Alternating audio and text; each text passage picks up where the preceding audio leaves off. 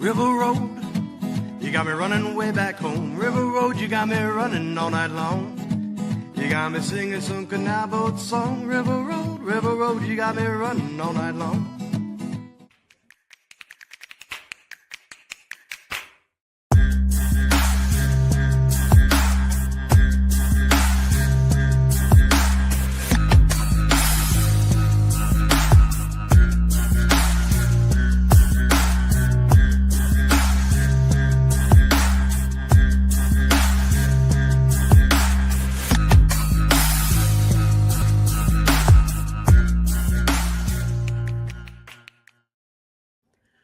All right, everybody, welcome to another episode of Niner Nuts. I am Dan here along with just Eric, whichever way I'm supposed to point. Mr.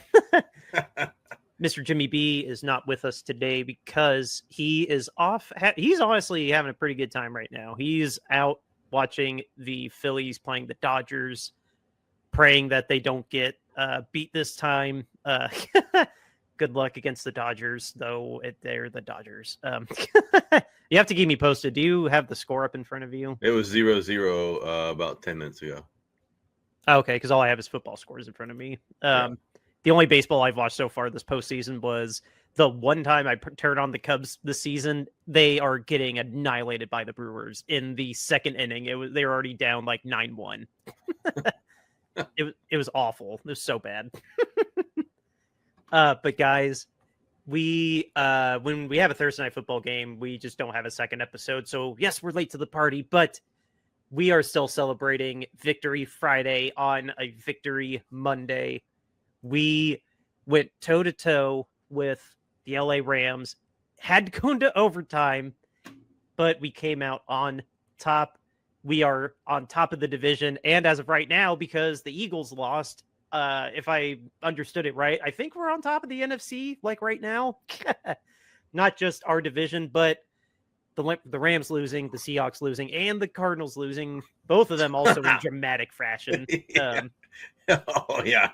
Spectacular crash, the plane fashion in the Cardinals case. Oh, man. You watched them. Tell me if you were split screening with the Bucks, because I was just watching the Bucks.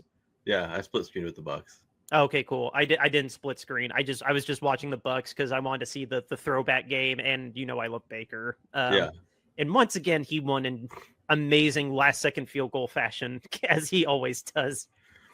But yeah, all three of those losses, we have a nice cushy lead on the NFC West. As you see, we are 4-1, undefeated on the road. Oh my God, all three of those road wins.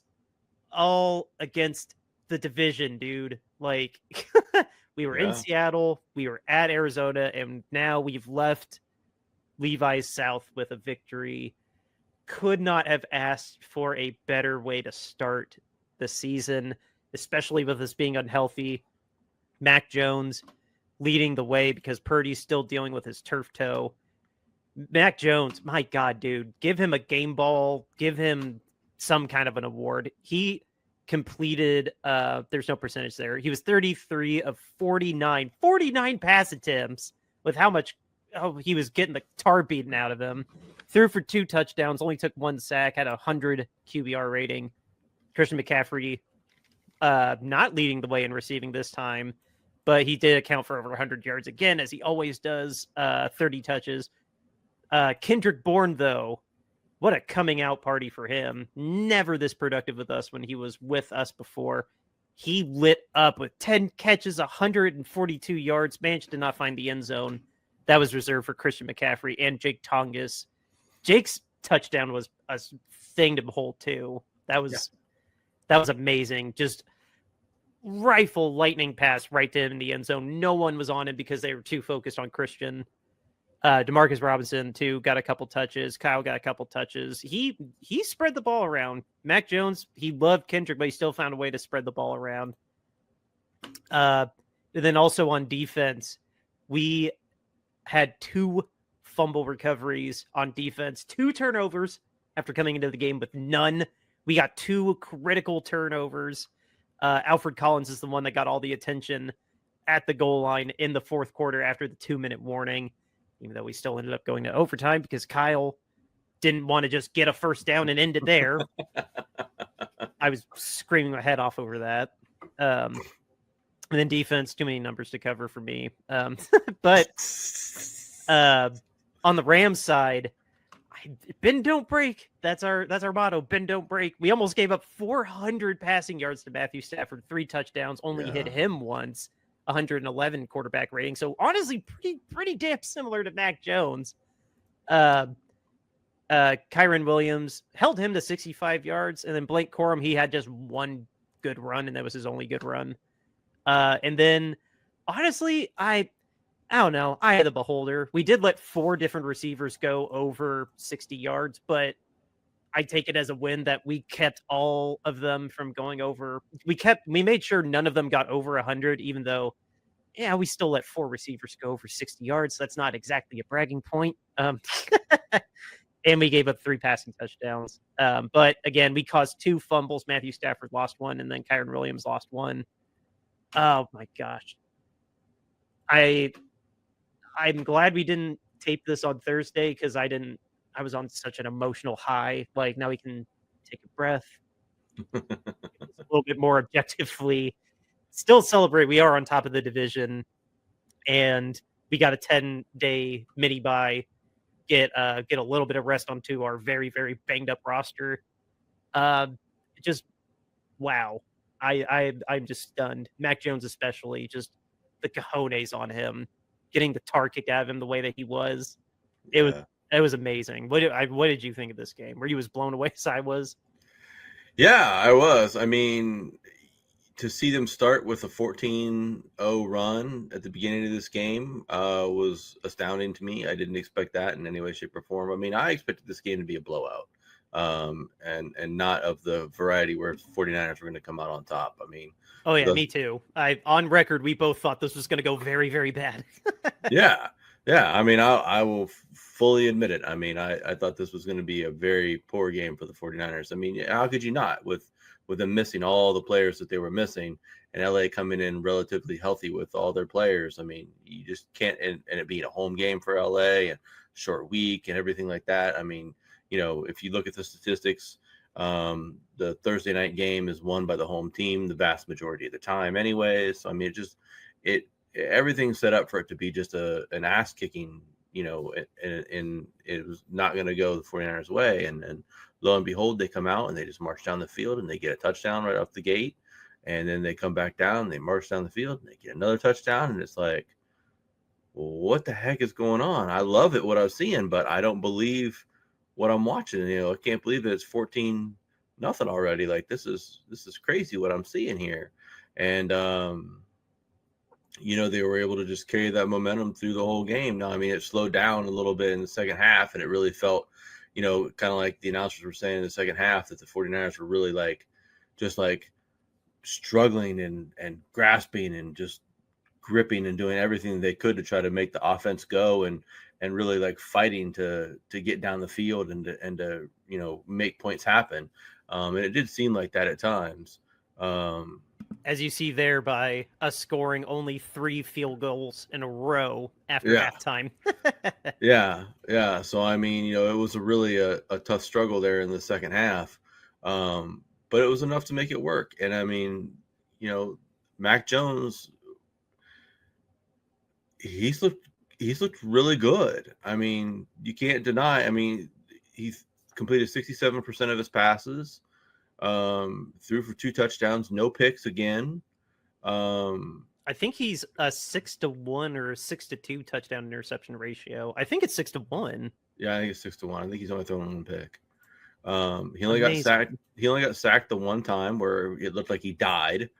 But I mean, he's been great. I mean, you can't ask for anything more for a guy that's supposed to just be our backup quarterback. He's playing. I told you guys this. We talked about this at the beginning of the season that, if he came in and had a chance to play, he was going to have a chance to ball out and do everything he could to be as good as he could, because he was going to play his way into starter money. Well, Mac Jones has played his way into starter money when he comes up for a contract next time that he comes up for a contract. So now I know the 49ers signed him to a 2-year deal to be a backup. So now whether or not they keep him next year or they trade him off to another team that wants a starting quarterback or not, we'll have to see. But he's played himself into starter money somewhere with this showing that he's put up over these last 3 games that he's won for the 49ers.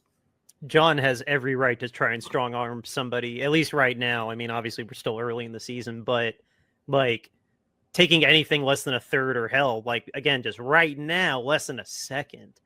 This dude, like all the talk I'm seeing online, because we are taping this 5 days late. But no, there's a bunch of like, let's ride the hot hand. Why bench Mac? Let's let Purdy heal. And even if Mac Jones is still balling out, like just bench the guy. Well, one, no, that's not going to happen. Like no. Purdy is still really, really damn good. And as we get healthy, like we invested in him for a reason because he is as good as Mac was. Like, I'm not saying that Purdy could do it. Purdy could do what Mac did yesterday. That's why, or Thursday. That's why we paid him. It's an embarrassment of riches. It just further cements the ultimate what if we took Mac 3rd overall instead of Trey, because Kyle was right. Kyle was dead right. Because remember, I think it was last year in the offseason, that story came out where Kyle told Jed York that while Jimmy was holding out, that between Brock and Trey, Brock was the best quarterback. And he was told, like, I don't know what to tell you. You got to start Trey. And the gods intervened and took Trey out. And now, 5 years after the fact, Kyle's right. Mac is awesome when with a coach that understands him, believes in him, and he set him up for success. He didn't even have any toys to play with. He made Kendrick Bourne look like a superstar. He didn't have Kittle. He had Christian McCaffrey and Trent Williams, but like that's it, dude. And he looked like a superstar. He looked like his Pro Bowl self, if not better. It's just incredible. Yeah. I mean, they had use checks spread out wide as a wide receiver, which I think is just hilarious that like we spread out our fullback as a wide receiver on some plays and things like that. Because there were a couple of times like I saw use check like in the huddle, and then like I was like watching, I'm like, well, where's he at in the formation? And I'm like, oh, he's spread out wide. I'm like, oh, okay. I'm like, that's what we're doing now. And then I'm waiting for him to like motion back into the backfield, and I'm like, he didn't. He just stayed out wide. I was like, oh, okay. I'm like, we're so bereft at the wide receiver position that we're just putting our fullback out there now at this point in time. And it also tells you what we think of Sky Moore. He couldn't get on the field over use check in the receiver position. Poor Sky Moore. Thinking of fun plays though, you just reminded me. I think my favorite play of the game, or like the moment I had that too, where it's like, oh God, we're that deep in the playbook, was he faked. No, he did hand it off to Kendrick, looking like he was going to do a jet sweep. Lateraled it back to Mac, and then he just lobbed it to Christian. Yeah. I love that. Was so funny. Like it looked like I can't remember if it was a screen pass or like an actual like hot potato, but like that just was so funny to me. Like, oh, a fake jet sweep, fake flea flicker, just to to dump it off to Christian. I thought that was very funny. Yeah. But I mean, Christian's been great so far this season. I mean, you can't take anything away from him. I mean, running the ball, he hasn't had much success, but again, that's because he's facing 8 and 9 man fronts every time he goes to try to run the ball because no one's respecting the pass. Despite the fact that, clearly in a game like this, Mac Jones was able to generate, significant pass yards and make things happen. So, you think that would open up the lanes for McCaffrey, but people are just not willing to give up rushing yards to McCaffrey at this point in time. But he's still making things happen via the receiving yards that he's getting, and just his presence on the field is, it's making all the difference in the world right now. So, I mean, kudos to him. Having him back has been such a godsend. Look at these projections. He's projected for 130 catches for 1,300 yards. And 300 carries for not even 1,000 yards. Yeah. But combine that another 2,000-yard season as long as he, knock on wood, stays healthy. Yeah, but that would be that was also like 440 some touches. That would be an insane amount of touches for him. So I mean, like, they've got to slow that down at some point in time. But I mean, when only we have another starting caliber running back that we could actually use more than 3 times a game. Yeah, I mean, you would think, or if not 1, 2, if we even had a second one that proved that he could be a starter last year, like in relief of him. I don't know, man. Garendo cannot get on the field, so I mean, we're back to it took 4 weeks, but we're back to the 4 weeks where McCaffrey does not come off the field again. Yeah, look at this, 5 carries. This was the most that Brian's had this season, by the way. 5 touches. I mean, yes, for 12 yards, but I'm just, there's a couple. I'm not trying to be the ungrateful fan, but there was so many things I was very confused about with Kyle. Like, his play calling in the fourth quarter didn't make any damn sense to me. You needed 1 first down. Yes, Mac was in the end zone. Yes, you didn't want it to risk getting another safety like he did last week, but he was going to load the box with 9 people. Like, cool, you're going to get rid of their timeouts. You took a massive, massive gamble that it was going to end up being a Kyron Williams run on 4th down instead of Matthew Stafford, who, again, was carving the absolute crap out of our secondary, almost 400 yards.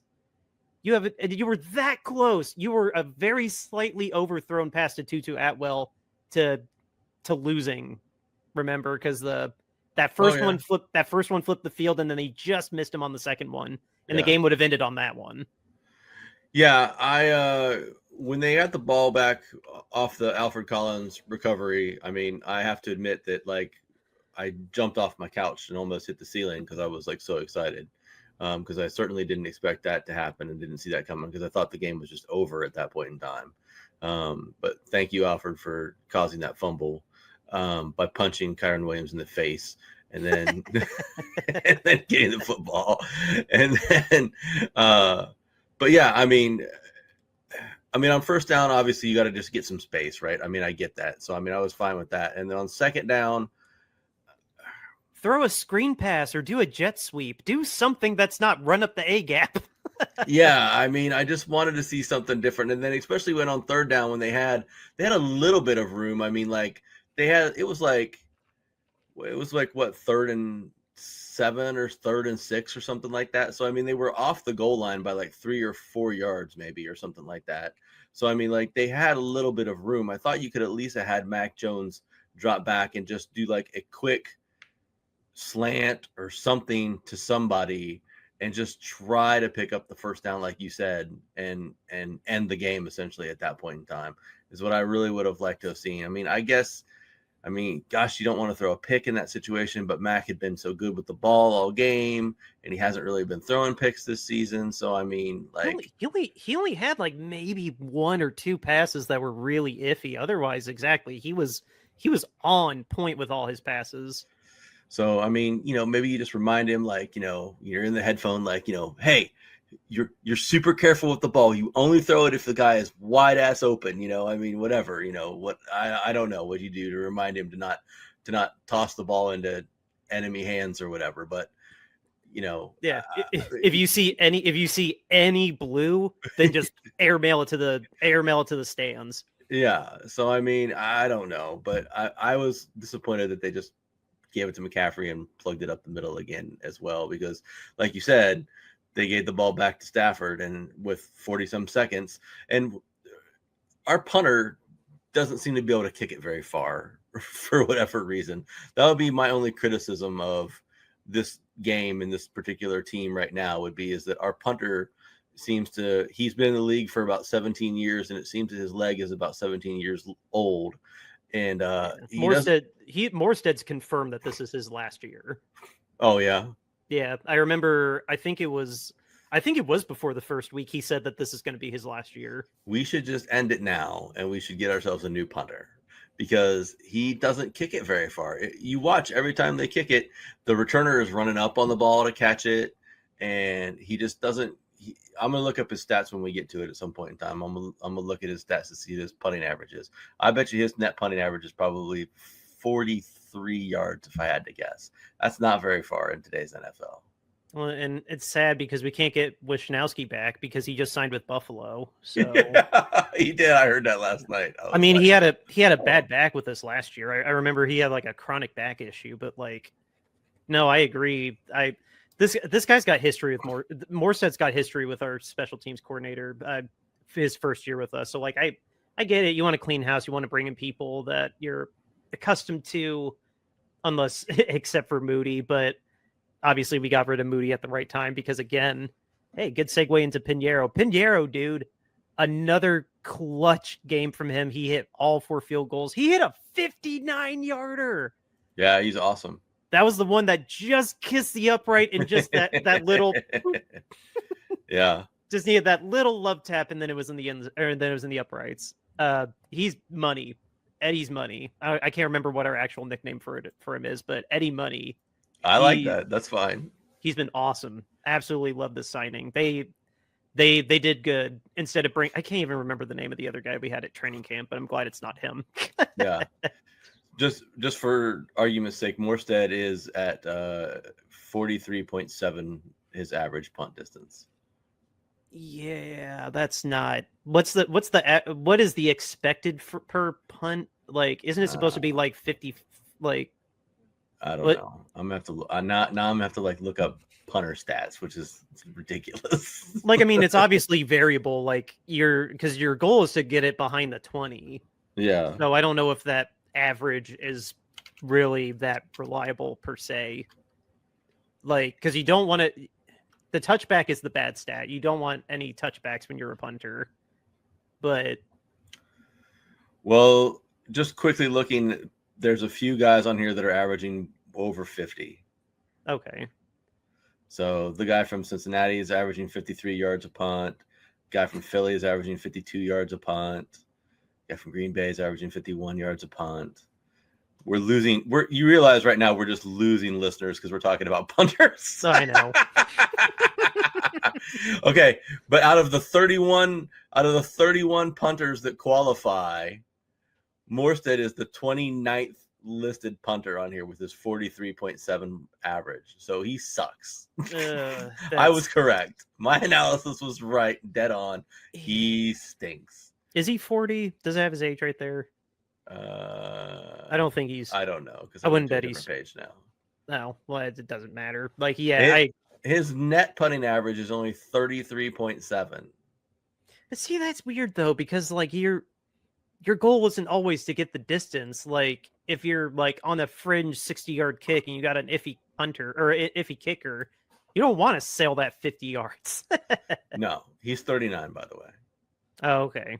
Okay, so he's getting out right before he hits 40. Okay. Yeah, but yeah, so I mean, like, there's guys that are netting well over 40 yards a punt when they're punting, and he's down here netting 33 yards a punt. So our punt team is poor.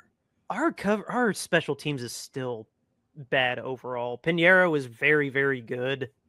And we finally got into the block kick game. Like, we finally got a block kick.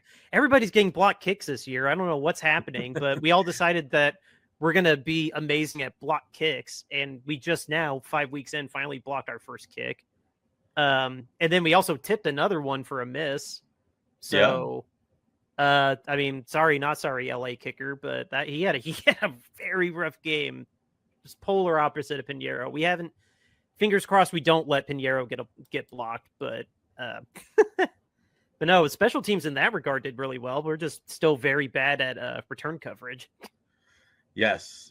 If you look at average punt return yards, Morstead gives up 18 which is not all on him, obviously, because he's the last guy to tackle anybody, but he gives up 18.9 yards on returns, which is the third highest in the NFL. So his kicks are not going very far, and then the special teams are not covering very well, and so his net is very poor. So it's all just the punting aspects of the team are poor overall. So we could fix that, but I'm being very nitpicky now. Yeah, when all's said and done, yes, we gave up a crap load on defense, but it's the Rams. That offense is insane. Need I remind you that they have a true 1A, 1B receiver combo between Puka Nacua and Devontae Adams. Puka, who's currently the front runner for Offensive Player of the Year, and then Devontae Adams, who still had 5 catches for 88 yards for a pretty astounding yards per catch average. At Puka 30, he's my age, by the way. He's 32, and he's still putting up numbers like that. Puka Nacua is awesome to watch. I don't know how that guy gets as open as he does, but I mean, he just gets open constantly. Like, Yeah. I mean, teams are game planning for him. Teams are going to defend him. Teams are gearing up to stop him, and he still just gets open and catches 10 balls a game. I mean, it's absolutely insane. He takes tackles too. Like, he loves to get hit while he's running. He's just a freaking nature, man. Yeah. Like, and they tried. I mean, give us credit. Like, we held him to 85 yards on 10 catches. So we gave him a lot, but we didn't give him a lot of wiggle room. So, I mean, at least we did that. If that was the game plan, was to try to put the game on Devontae and Tutu, I mean, mission accomplished. We didn't let Puka beat us. Yeah. He's going to get a giant contract when he gets paid. He's on his 3rd-year deal, right? He's on a 3rd year of his deal, right? I believe. I think it's his 3rd year. And he was, well, we'll see here. He was a 5th-round pick. Get out of here. Yeah. Oh, get out of here. Yeah, he's I thought his career stats were here. I think he's on. If you go into the stats tab. Right here? No, up at the top. Oh, no. Listeners, you're seeing. Go under stats. Listeners, you're seeing me in real time not know how to work the ESPN.com website. Oh, yeah, he's on his 3rd year. So he could get paid after this season, or he'll get paid next season. But, I mean, he's going to get a giant contract. Contract. His contract is going to be very, very comparable to Jamar Chase, if not probably a couple million higher. Oh, it'll be bigger than Jamar Chase's. He's, especially the way he's playing right now. Like, again, Christian McCaffrey might have another 2,000-yard season, but Puka Nacua is running away with Offensive Player of the Year right now.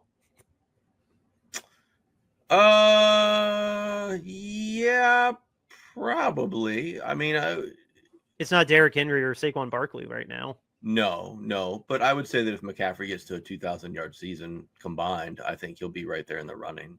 It'll depend on where Nacua ends up in some of his markers for records. Like if he ends up with the records for receptions and the records for yards and stuff like that, that'll be dependent upon where he's at.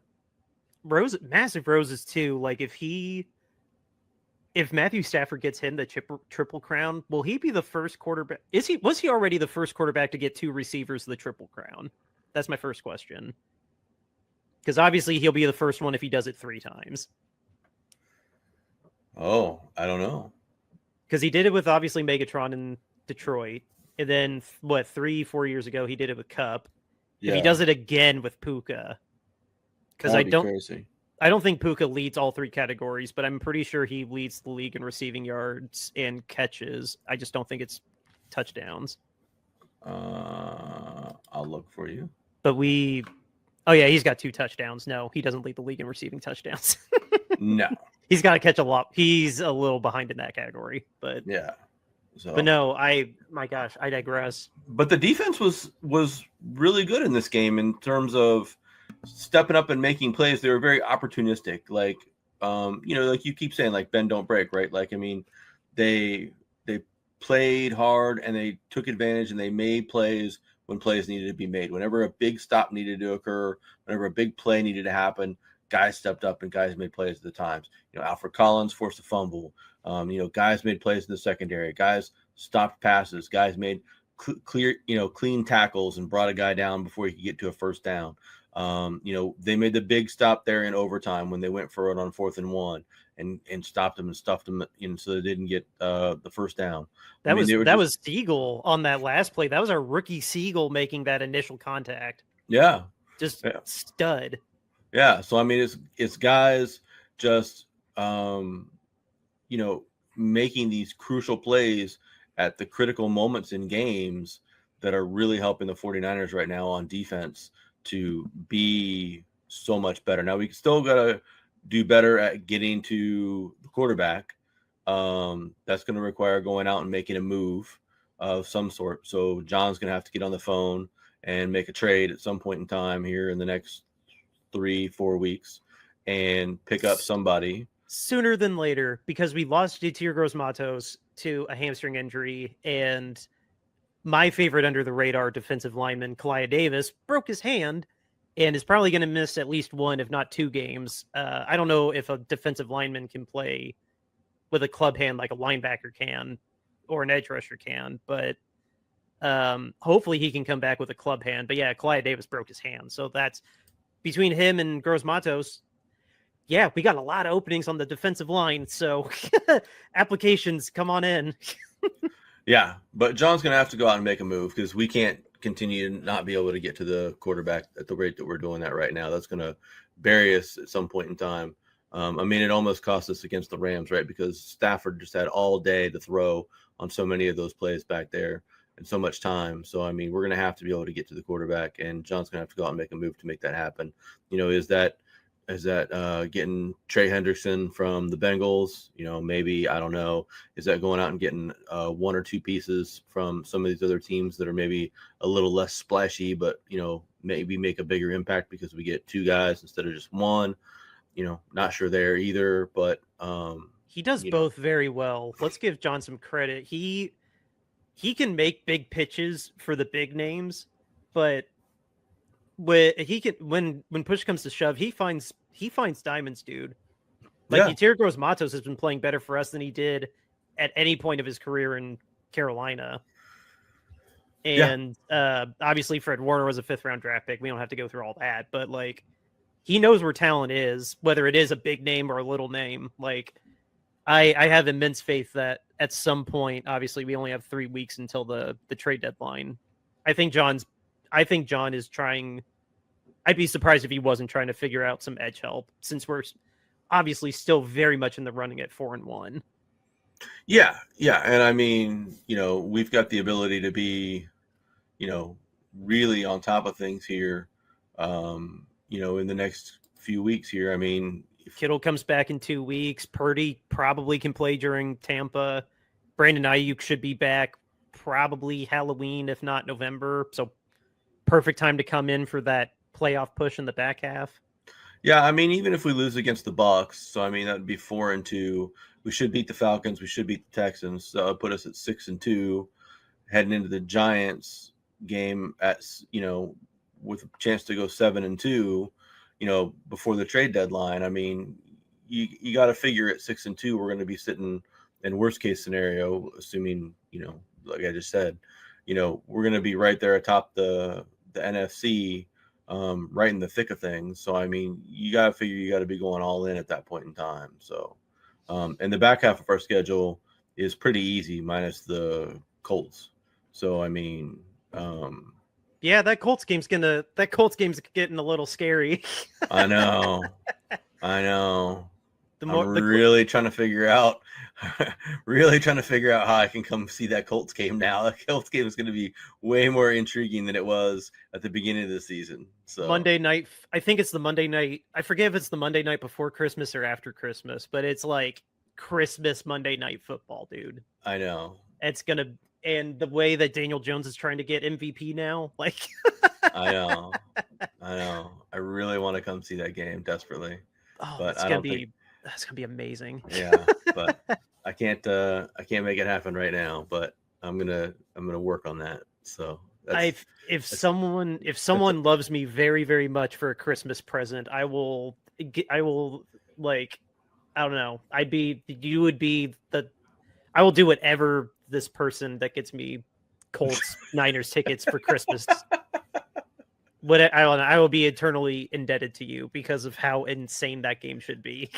If there's just some very generous person that watches the show, yes, and wants to send 2 really great Niners fans to the Colts Niners game on 12/22, we would be forever in your debt It is before strictly Christmas. for journalistic purposes. Yes. Okay. Thank you for clarifying. It's the Monday before Christmas. Yeah. Strictly for journalistic purposes. We will be attending the game, not for our own needs, wants, and needs, but just journalistic purposes. We would go. Man, you have. Oh my gosh, I could be a guest on a Colts podcast with how much it's so exciting that they're actually good here now. Yeah. I watched them play on Sunday. They were really fun to watch. Oh, decimated the Raiders. Yeah. Hey, it was not in dramatic fashion. Like we're only winning in dramatic fashion, kind of like we're playing next week in the Bucks. Yeah. That game, if that game is a blowout either way, like they blow us out or we blow them out, like I'm going to be a little low key disappointed because you would think with the way that we play, it's going to literally be who touches the ball last. Oh, it should be. Yeah. It should come down to, should be like this game that we're just got done talking about. It should come down to being a big knock around slobber fest where you get down to the nitty gritty of, like you said, who touches the ball last, and hopefully it's not Baker. We're literally, I might as well have it up while we talk about this for just a hot second. Like we're going to be like, I hate the phrase kissing cousins because I know I clicked the wrong one. That's the Falcons. But no, like the Bucks and us, we're literally, are we going to play ball? No? Cool. But no, the Bucks and us are literally like kissing cousins because we're both virtually the same kind of roster. We're both very decimated on both sides of the ball. Baker's got a bad offensive line. We got bad everything. Their defense is opportunistic and with a couple all-pros on it. Ours is optimistic we don't create turnovers that much until now, finally. But we both have feisty, opportunistic defenses. We both can grind it out into the last minute. We're pretty much the same team. Look at the spread that we already opened with. It's literally, I forgot we're actually at Tampa. But yeah, no, Tampa doesn't even get the full 3-point advantage being at home. Yeah. That's how close this game is projecting to be. And honestly, it should be that close. Oh yeah, for sure. Yeah. I mean, I'm not surprised by that in any way, shape, or form, to be honest. So we got flexed into the Tony Romo spot too, because this was supposed to be at 1. Yeah. So good flex. I'm happy to see that. That's going to be enjoyable. I'll get to watch all my 1:00 games and then slide into this 4:25 game and then be able to enjoy that for the rest of my evening. So, but yeah, I mean, Tampa's got their bits of injuries as well, like you were mentioning. Like Bucky Irving, I think, is hurt, and then a couple other guys from their team are hurt. 3 guys on their offensive line are hurt. Yeah, Evans is hurt. I'm not sure if he's going to be back or not. So I mean, but their run defense is still pretty stout. So I mean, Vita Vea is a beast in the middle, and then Levante David on the next level is like their Fred Warner, and then they still got Antoine Winfield Jr. as a safety, and he still balls out. Yep. Like we're pretty damn similar to this team, honestly. Yeah, so I mean, it's going to be a real matchup of 2 teams that play the same and have similar players. It's just going to be, what do we get back in terms of health wise? So I mean, it's a little disappointing we're not going to have Kittle back for this game. Yeah. So, but hopefully we get Ricky back. Hopefully we get Juwan back. Those would be really helpful pieces to have. Yeah, we can't sleep on Tampa. They're 4-1 for a reason, just like we're 4-1. Like any help that we can get, and just got to do our homework, because they will pounce on us if we don't take them lightly. Just again, they're 4-1 for a reason. They are a really good team. Yeah, and whoever quarterbacks for us is going to have to be really prepared to go out and play an A level game. So. Whether that's Mac or whether that's Purdy. Purdy wasn't at practice today, apparently. So, yeah, and Mac is just poor Mac. He's so beat up.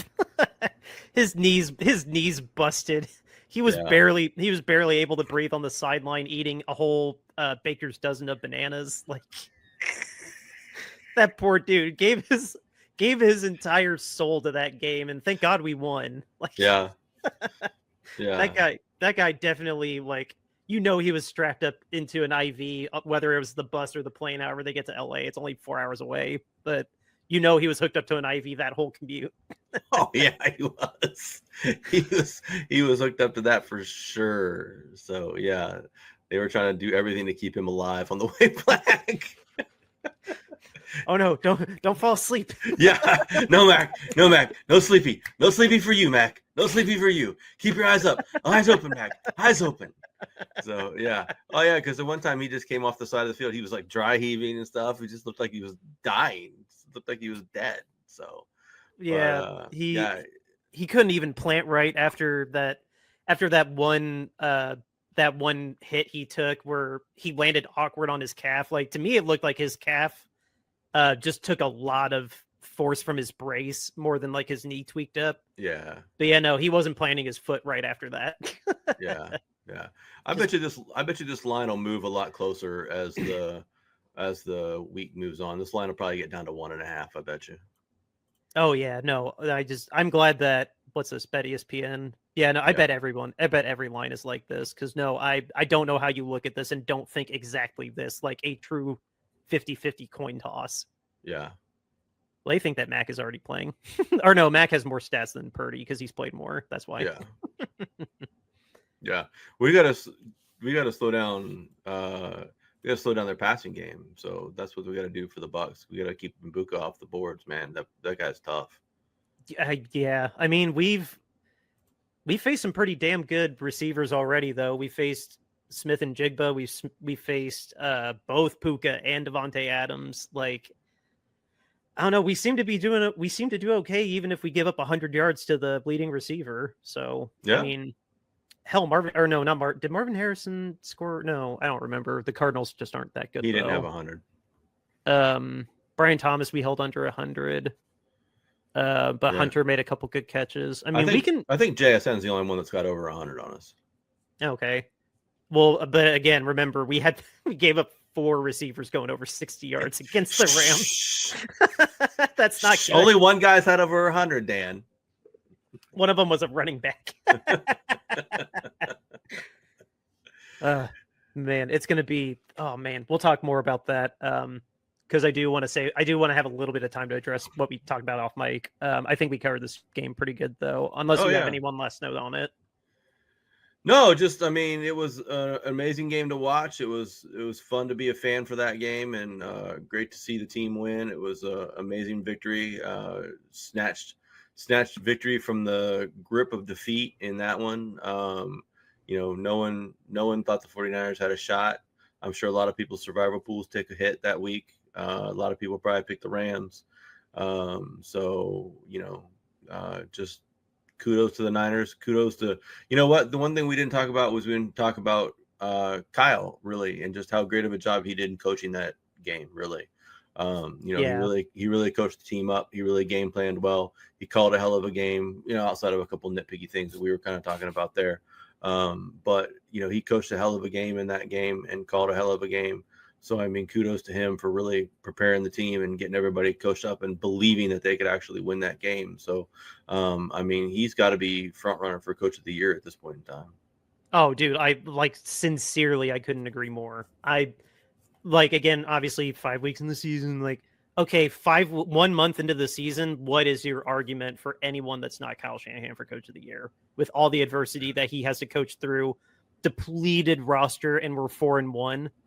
He absolutely should be a front runner for Coach of the Year this year, given just he always has a bunch of injuries and nonsense to deal with every year, apparent pretty much. But this one, the fact that we're as injured as we were in 2020, but we're actually in the running, and we look like a team that's actually winning. We don't look like a team that's just taking advantage of a bad schedule. We look like a team that can we just beat the Rams. We prove that we can actually beat a good team.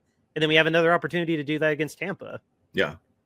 Yeah. It's going to be a statement game on Sunday, beating Tampa. If we can go out and beat them, I mean, that's going to really solidify, that the Niners are something special out there. So we'll see what happens on the road too, especially on the road.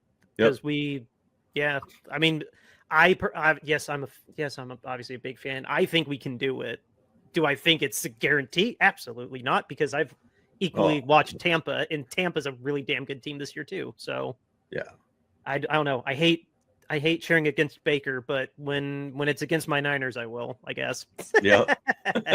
As much as it breaks my heart. I had it. Well, we played Tampa last year, so yeah. And funny enough, that came down to Jake Moody going 1 for 4 on field goals, but the one he made was the game winner. Anyway, we need to give a little shout out to our sponsor before we run out of time. There it is, RoyalRetros.com. What is Royal Retros is your go-to place to get yourself an authentic throwback jersey, whether it's basketball, baseball, or any of the other major sports. They got you covered. And for all of us Bay Area fans, go check out that Candlestick collection. It's curated with the Bay Area in mind. It's got Niners gear. It's got Giants gear for baseball. And when you find something you like, use the promo code Shady Sports, and that'll get you 10% off of your entire order. Again, it's promo code Shady Sports, and it'll get you 10% off of your entire order at RoyalRetros.com. Again, it's RoyalRetros.com, promo code Shady Sports, and you'll get 10% off of your entire order. It helps us. It helps everybody in the Shady Sports family of programming. Go get yourself an authentic throwback jersey today. So, normally I throw this to Mr. Jimmy B, but we are selling t-shirts. We were inspired, going on 2 years now, with, we first were inspired by Mr. Daniel Snyder, and now it's transcended into all these other owners like Tepper and, I'm not Jim Irsay anymore. I will not disrespect him now that he's passed, but we basically want to lead the crusade in holding owners to the same standards as players. A player gets arrested. We find out like 10 minutes after they get arrested. The owners can kind of just get away scot-free with whatever they want to do most of the time. It does come out, but largely after the fact. So we just want to have owner standards even higher, not just the same. We want them higher than player standards. And to show we're putting our money where our mouth is, we have these t-shirt designs that we have on bonfire.com. This one is just our standard logo. It's owner standards over player standards, hashtag owner accountability. Keep that hashtag going. This one you can see here. It comes in a variety of colors, very varying sizes and designs, like a crew neck or a premium long sleeve. They're made to order, and pricing starting at $22.99. And all the proceeds from these shirts will be going to the charity we partnered with, Mountain Comprehensive Care Center in Kentucky. So onward to the next design. This one is our cover art that you see wherever you listen to your podcast or watch us on YouTube. The starts and ends every single episode. Just like the other shirts you're going to see here, they're made to order. You can get it as a hoodie, a sweatshirt, long sleeve shirt. Again, pricing starting at $22.99. This one we call the alternate cover art. This one has the crossbars and the peanuts flying at it. Jimmy wears this shirt on mic every now and then, and it's a great shirt. Great. We know it's great material, and he will vouch for that. Just like the other ones, pricing starting again at $22.99, made to order. And then our last shirt, it's our mascot of a peanut, eating a bowl of peanuts, getting ready, eagerly awaiting for the Tampa Bay game this Sunday at 4:30. Do not ask me if that is cannibalism. I will not answer that. But all of these shirts are available in the link in our show notes, whether you're on YouTube or listening to a podcast. The show notes have the link to our Bonfire store, as well as information on Mountain Comprehensive Care Center, the charity that we are donating proceeds from these shirts to. Just go ahead, check it out. And like I said, we don't want any money from these shirts. We just want you to have a nice t-shirt and know you helped somebody in need. So with that, we always like to end the show with a little bit of news. First, you want to know what? I'll throw it to you. Have you seen anything breaking coming across the ticker? You're muted, sir. Yep, I see that.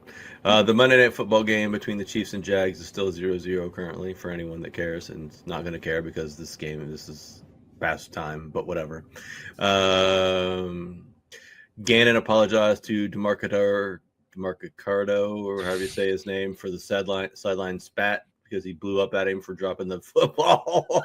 That was awesome. He scored a touchdown like a bozo clown. That was hilarious. I saw him shove him pretty good. Yeah. The Chargers are placing their rookie running back Hampton on the IR for an ankle injury, and Coach Mike McDaniel says the Dolphins owner Ross is really frustrated. So hopefully that means that they fire him soon and we can hire him back. Yeah, I'd be pretty mad too if I were him, letting the Panthers destroy them like they did. Yep, I would say so. I'd be shocked if he made it to Black Monday. I bet he gets fired before the trade deadline if they keep losing.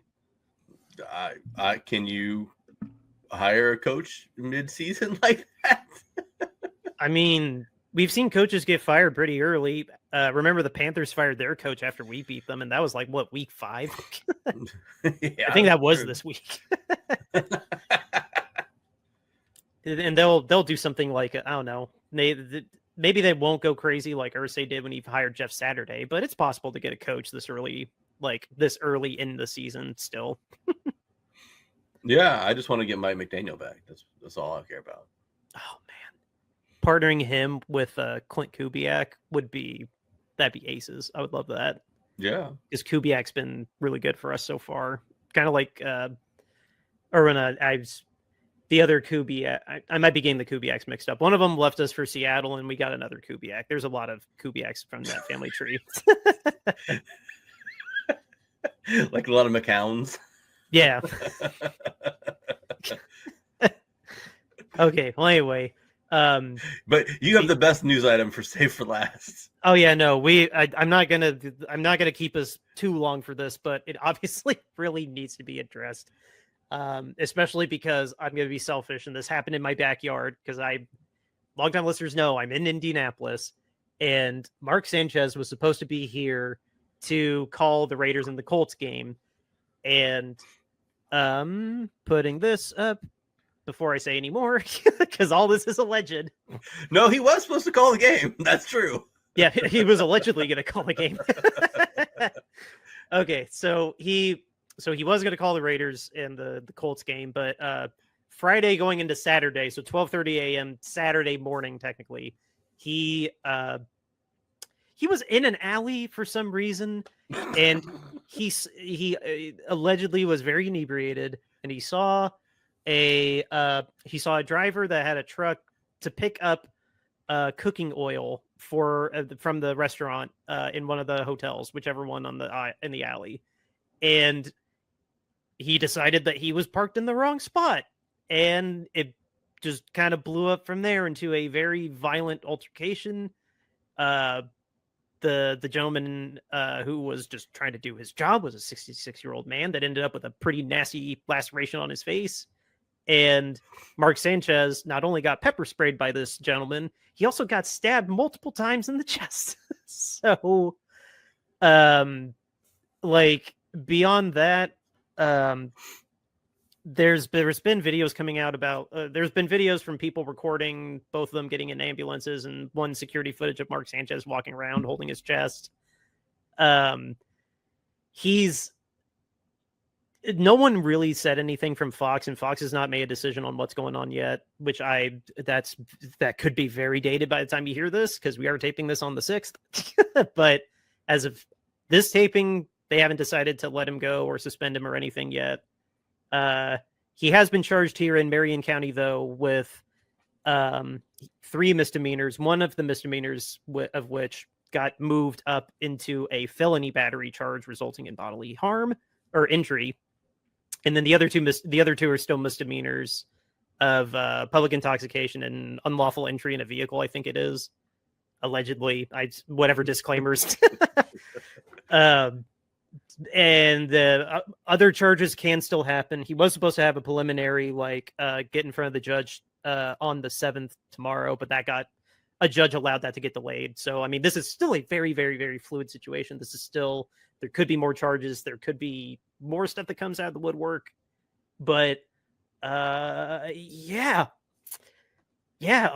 Mark did something very, very, very bad. And I I don't know. I don't want to make light of it that now you've done something more embarrassing than the butt fumble, because this actually has real world consequences. But man, I did not expect that to come up on my newsfeed on Saturday morning. What did you think of this? I mean, I was pretty surprised by the whole thing too. I mean, kind of at first you just sort of read that he had gotten stabbed and you didn't really understand what was going on, and you kind of were like, oh shoot, Mark Sanchez got stabbed. And then kind of like more and more details kept coming out, and it was like, oh, Mark Sanchez was attacking somebody, and then Mark Sanchez was doing this, and I mean, allegedly he was doing all these things.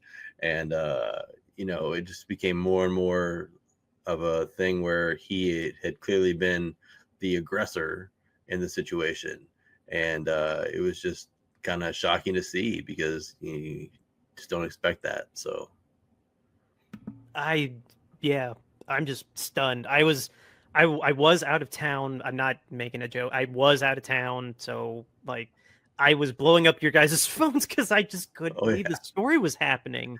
Yeah. And I was in the middle of I was out at a block party or an Oktoberfest. Who cares? I was at an Oktoberfest. So I am inebriated, texting you guys about Mark attacking somebody while he was also inebriated, allegedly. And no, I'm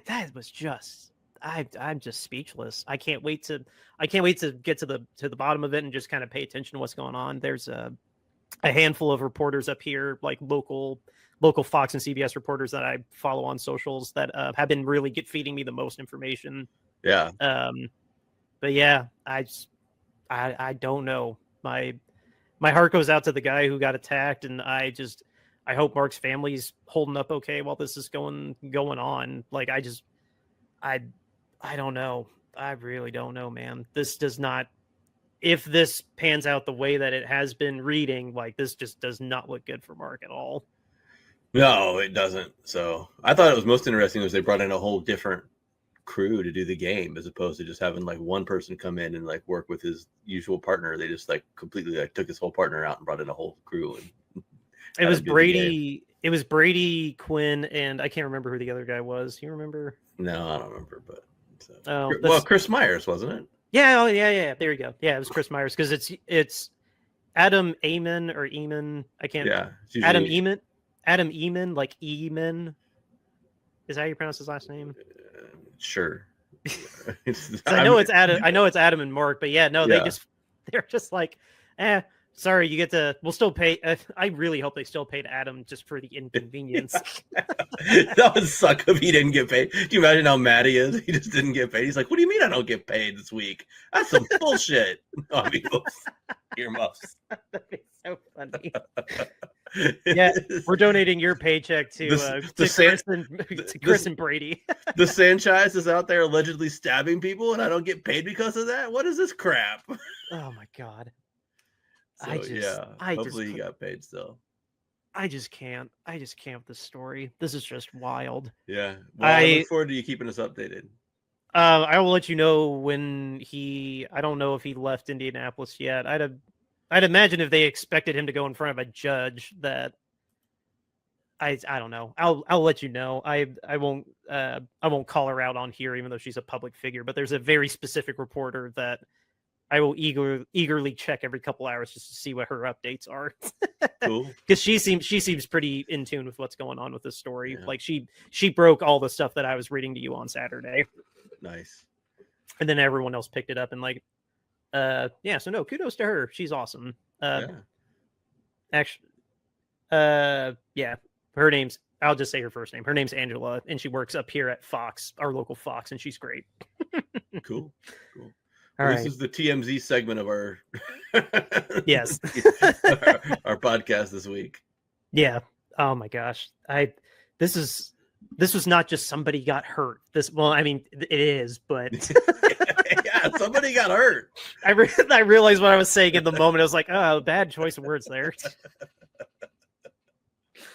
I'm gonna stop while I'm ahead of myself. We're gonna be back on Friday because we don't have a Thursday game this week. James presumably will be back. We'll double check with him if he's holding up okay after these Philly games. He'll just still be. Well, I mean, unless he starts flying out to LA to go watch games, he'll be back. Oh, that's right. They'll be in LA, but yeah, they'll be in LA when we're taping next. Yeah. I mean, I don't know. I wouldn't judge him. Like, I wouldn't judge him taking a trip to LA for that. Yeah. All right. Well, yeah, like I said, we'll be back on Friday for our week 6 parlay episode and just our last final look at how healthy we are before Tampa. So with that, our outro music is River Road by Justin Muth. We'll catch you Friday. Later.